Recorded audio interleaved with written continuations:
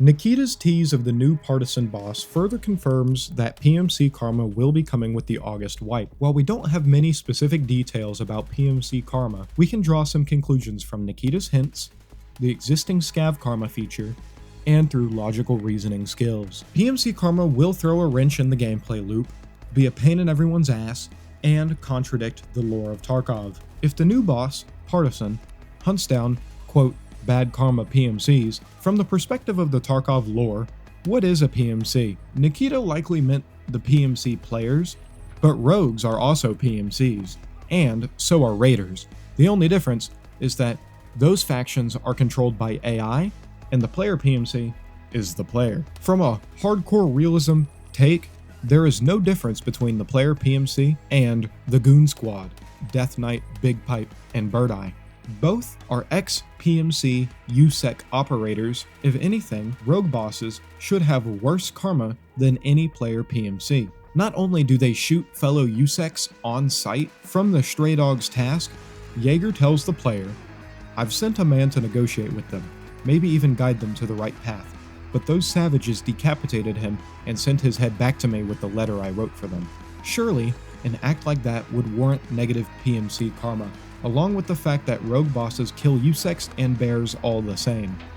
So wouldn't it make sense for Partisan to hunt the goons? They're just PMCs, but they wear fancy clothes that Ragman doesn't sell. See why it contradicts the lore? The player USEC is no different than a rogue USEC. Both were abandoned by Terror Group Command and left to die in Tarkov. The Lighthouse Rogues and the Goons simply made their own local command structure, while the player PMC teams up with friends on Discord. Surely BSG thought about this, but there are multiple tasks requiring the player to shoot PMCs of the same faction. How is PMC Karma going to be counted? Nikita previously mentioned that the booby trap boss will hunt down extract campers, but surely the PMC Karma mechanic won't be relegated to simply extract camping. Plus, what counts as extract camping to BSG? Is someone sniping scavs around the scav house, on woods, extract camping outskirts? Is someone in dorms, extract camping the car? I'm not defending extract camping, but it is a very loose term, and surely can't be the only way to be considered low karma. So what will count towards your PMC karma? If killing players of the same faction in general counts against your karma, like Scav Karma, do you get a free pass when you have an active task? Does it work like Scav Karma, where if the opponent shoots at you first, you're allowed to return fire? What happens when they miss? What happens when they threaten you over VoIP and you shoot them first? What happens when they throw a grenade at you and it misses? You see where I'm going with this? Nikita said that we will have to find out for ourselves, but this will get ridiculous very fast. With the current version of Scav Karma, like I mentioned, you can still lose karma for killing another scav who started the fight, depending on the circumstances. This brings up another point. PvE. Will PMCs of your faction be friendly in this game mode? What happens when they shoot at you first? Because they're just AI, and they don't understand what faction they are. Currently, if you are a scav with bad karma, AI scavs have a free pass to kill you, which is fair.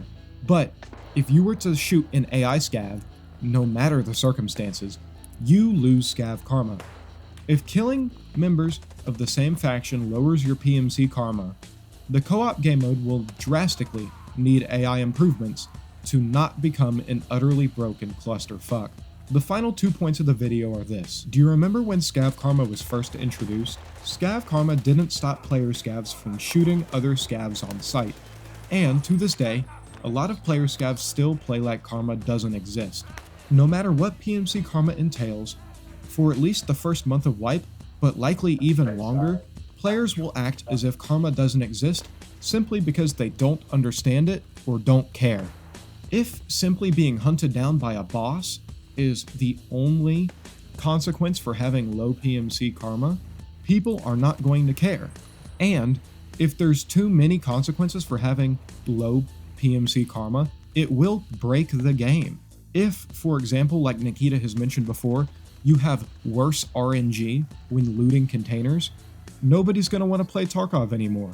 If PMC Karma seeks to reduce PvP, it will kill Tarkov. It's going to be an annoying mechanic that gets in everybody's way. I play Tarkov for many reasons, but the main hook of the game is the unmatched PvP gameplay. Say what you want about balance, realism, performance, or even cheaters.